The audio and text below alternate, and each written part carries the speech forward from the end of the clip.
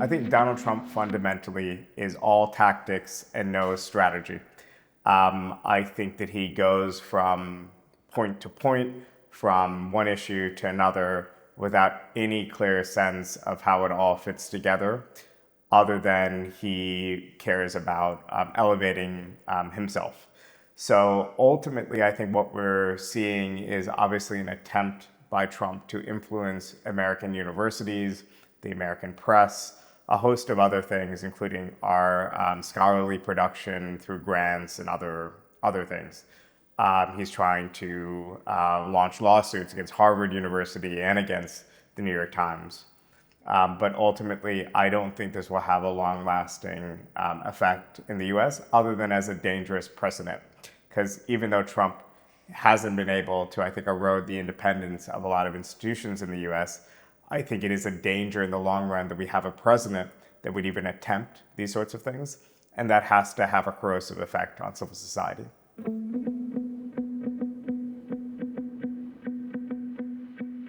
I think the left needs to establish itself and continue to establish itself where we've been historically, which is defenders of free speech in an absolute sense. In the United States, unless there's direct incitement of violence, speech is legal. There's no such thing as hate speech in the United States. And I think that's actually grounds and allows us space in civil society. It's a core American value. And I think that that's important to maintain.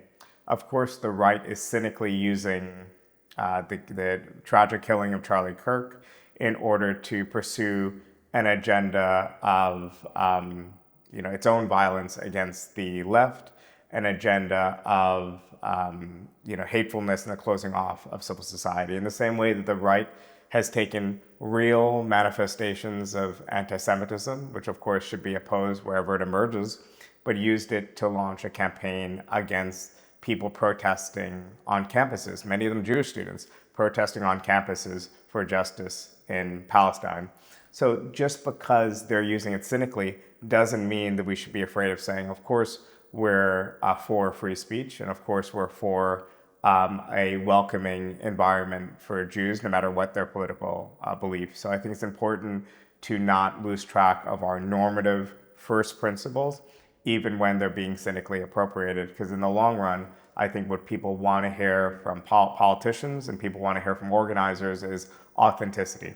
So they don't want us to be nuanced and say things like, well, I don't want to talk about anti-Semitism because it's just being weaponized by the right. We have to say, of course, we abhor this, but this is completely separate to the fact that there are children starving in Gaza.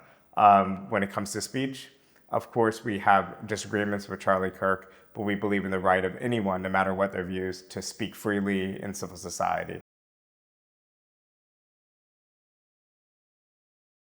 I think fundamentally, if the left is concerned about cultural and political freedoms, it needs to reconnect with the social base.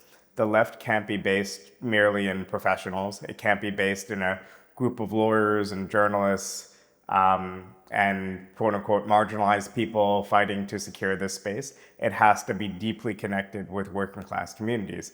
That's the future of politics. So we need to fight the kind of de-alignment, we would call it, of the interests of the working classes and the political and cultural interests of the so-called left. We need to be able to see the two the same in the future. And I think right now it's unfortunately the case where the left is very isolated from working class people, and we just need to figure out a way to foreground issues of economic justice and affordability, because ultimately people can't think of democracy as an abstract value. If you have that, then it'll just be democracy of the professional class.